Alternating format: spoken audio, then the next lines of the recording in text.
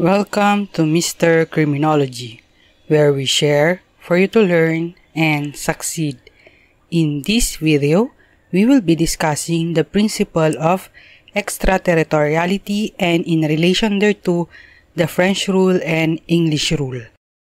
Sa previous video natin, sinabi natin na ang exception sa territoriality as a characteristic of criminal law is the principle of extraterritoriality. Principle of extraterritoriality. The principle of extraterritoriality states that Philippine penal laws are applicable even outside the Philippine territory. Kahit ginawa sa ibang bansa o sa labas ng teritoryo ng Pilipinas, pag nagawa itong mga crime na babanggitin natin, pwede pa rin i-apply itong criminal law natin para usigin at parusahan sila. So ano itong mga crime na ito? First, those who should commit an offense while on Philippine ship or airship. Second, those who should forge or counterfeit any coin or currency note or obligations and securities issued by the Philippine government. Third, those who should be liable for acts connected with the introduction into the country of the obligations and securities aforestated.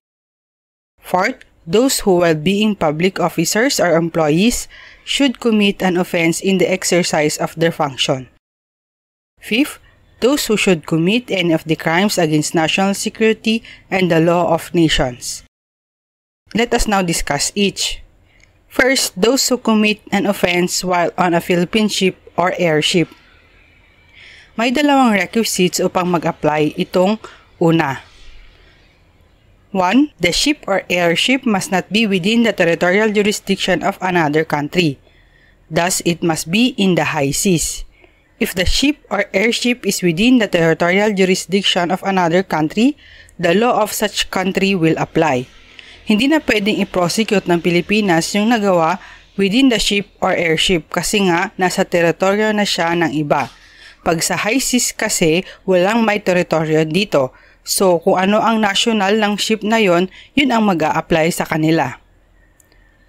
2. The ship or airship must be registered in the Philippines under Philippine laws.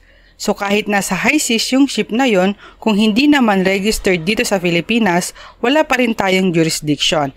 Ang hawak pa rin doon, kung may mangyaring krimen, ay yung country kung saan nakaregister yung ship na yon. Warship Rule. The rule states that warships on the high seas have complete immunity from the jurisdiction of any state other than the flag state.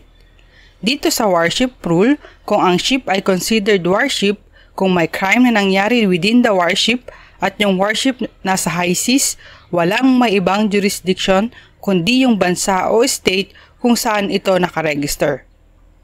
Ano naman ang rule kung yung ship is considered merchant vessel o yung mga ship na nagtra-transport ng tao o cargo? May dalawang rule po.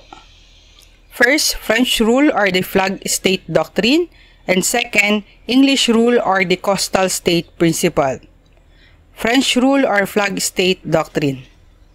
It is a rule wherein crimes committed aboard a foreign merchant vessel should not be prosecuted in the courts of the country within whose territorial jurisdiction they were committed, unless their commission affects the peace and security of the territory.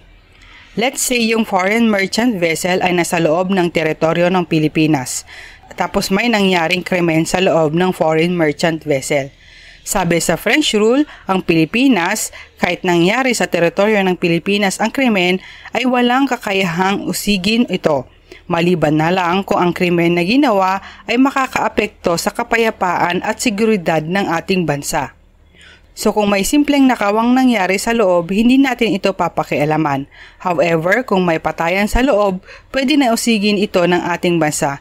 Kasi if there is killing, it will definitely affect our peace. Baka bumaba yung killer at dito siya maghamok naman sa Philippine soil. English rule or coastal state principle. It is a rule which recognizes that the host country has jurisdiction over crimes committed on board the vessel unless they involve the internal management of the vessel.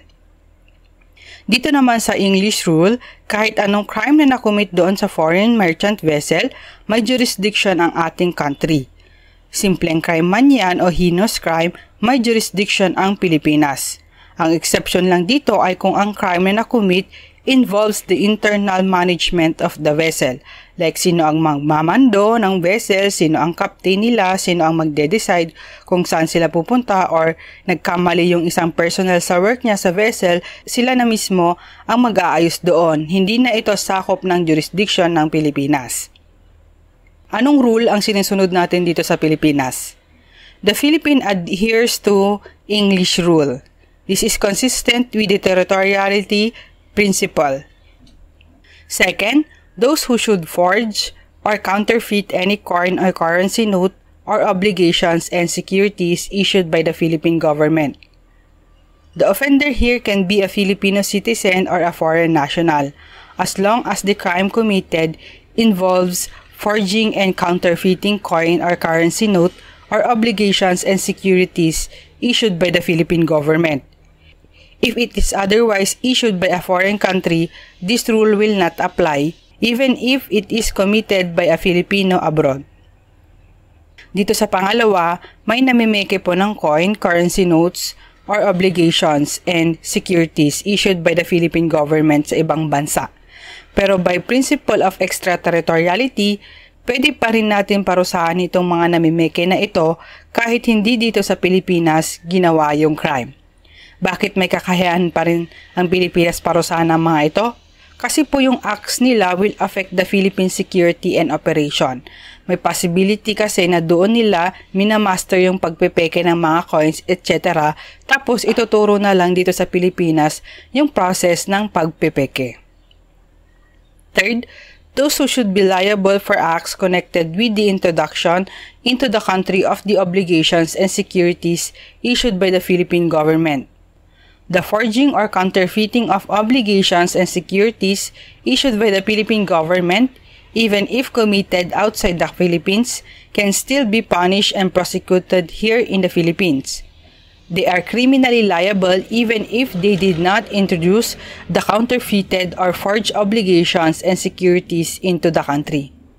Ito po yung pangalawa kanina. Sabi natin, pwede silang i-prosecute at kasuhan kahit hindi nila iuwi dito sa Pilipinas yung mga pekeng securities and obligations, as long as namimeke sila ng securities and obligations issued by the Philippine government. Those who introduce the counterfeited or forged obligations and securities into the country are criminally liable even if they were not the ones who counterfeited or forged the obligations and securities. Dito sa pangatlo, i-import ngayon ng mga offender yung mga peneke sa ibang bansa. Pwedeng iisang tao lang ang nameke at nagpapasok dito sa Pilipinas or magkaiba sila, pero parehas po silang paparusahan. Fourth, those who while being public officers or employees should commit an offense in the exercise of their function. Function-related crimes are those committed by public officers under the revised penal code and under special criminal law such as anti-graft and corrupt practices law and plunder.